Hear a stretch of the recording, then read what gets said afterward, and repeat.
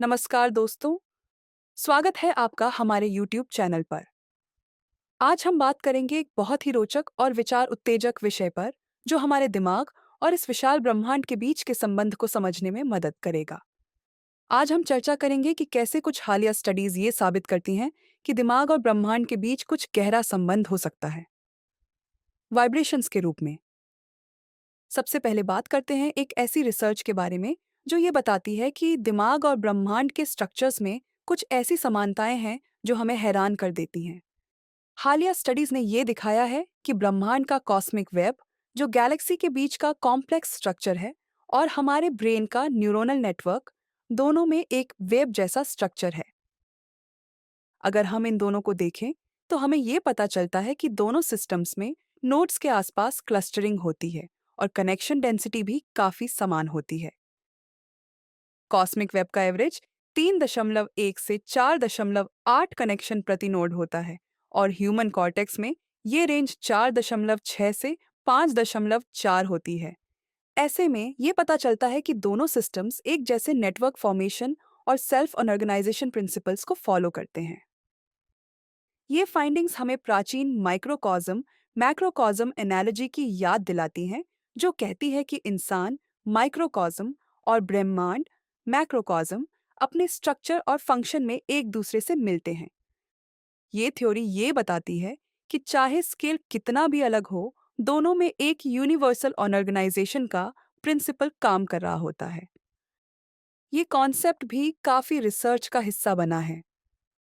कई थ्योरीज कहती हैं कि हमारा कॉन्शियसनेस, यानी हमारे माइंड की वाइब्रेशंस, एक ऐसी रेजोनेंस क्रिएट करती है जो सिर्फ हमारे ब्रेन तक ही नहीं, बल्कि इस पूरे ब्रह्मांड से कनेक्ट हो सकती है। एक स्टडी जो entangled biphoton generation in myelin sheath के नाम से जानी जाती है, ये बताती है कि न्यूरॉन्स के अंदर क्वांटम लेवल पर वाइब्रेशंस कैसे सिंक्रोनाइज्ड न्यूरल एक्टिविटी को फैसिलिटेट करती है, जो कॉन्शियसनेस के क्वांटम एस्पेक्ट्स को समझने में मदद करती है।